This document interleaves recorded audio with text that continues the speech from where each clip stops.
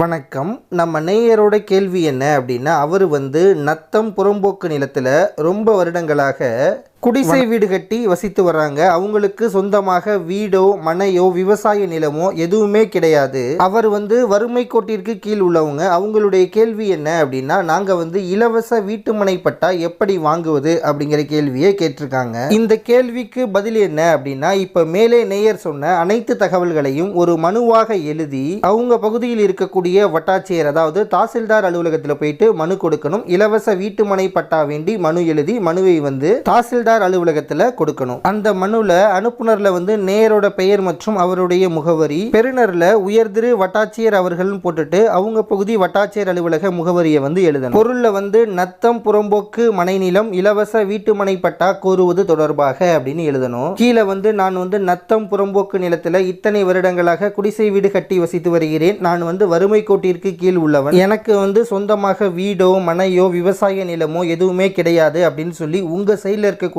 அனைத்து டீடைல்ஸையும் மிக தெளிவாக அந்த மனுவில் எழுத வேண்டும். அடுத்து அந்த இடத்துக்கு ஏதாவது வரி ரசீது கட்டி அந்த வரி ரசீது காப்பி வச்சிருந்தீங்க அப்படின்னா அதையும் அந்த மனுவோடு இணைக்கலாம், நகல் இணைக்கலாம். அடுத்து உங்களுடைய அடையாள அட்டை, அதாவது ஆதார் கார்டு, ரேஷன் கார்டு நகலையும் அந்த மனுவோடு இணைக்கலாம். இப்போ மனுவை தாசில்தார்ட்ட கொடுத்துட்டோம் அப்படின்னா தாசில்தாருக்கு இலவச வீட்டுமனை பட்டா வழங்குவதற்கு சர்டைன் ரூல்ஸ் அண்ட் ரெகுலேஷன்ஸ் எல்லாம் இருக்கு.